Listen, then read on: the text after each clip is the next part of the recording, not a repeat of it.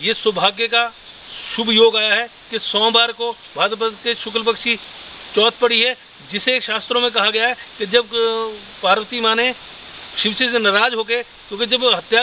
इनकी शिव ने करी थी युद्ध के बाद, तो उस समय ये दिन था कि पार्वती ने हठ योग करके कि शिव, इस जो मृत शरीर पड़ा है मेरे पुत्र का, क्योंकि ये जो शरीर बनाया था गणेश जी का, ये अपनी महल से निकाल के सुरक्षा के द्वारपाल के लिए बनाया था कि विघ्न हरेंगे, मेरी रक्षा करेंगे, कि अंदर माँ पार्वती स्नान करी थी उस समय बनाया था। लेकिन शिव को वो पहचानते नहीं थे, तो एक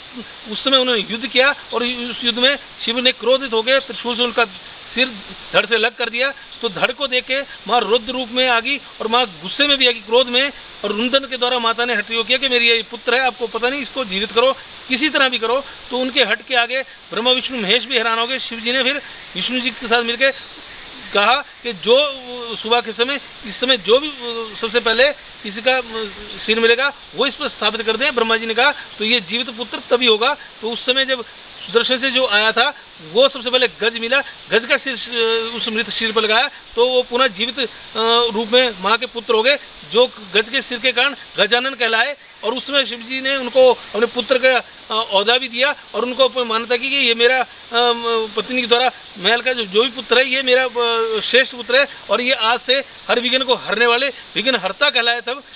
इस समय योग था, क्योंकि उस समय जब उनका जन्म हुआ तो उस समय भी सोमवार था, स्वाति ही नक्षत्र था और ये तिथि थी भाद्रपद की शुक्ल पक्ष की चौथ। तो ऐसा संयोग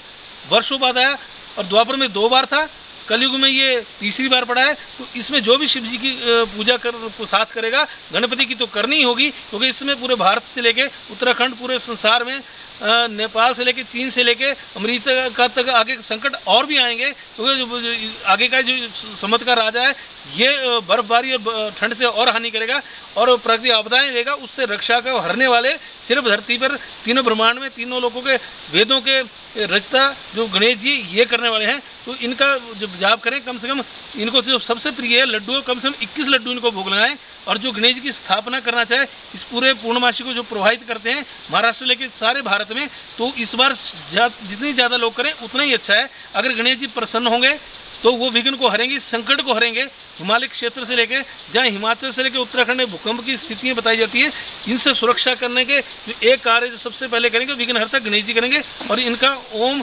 पार्वती प्रिय नंदाय नमः मंत्र का जाप 100 बार जरूर करें।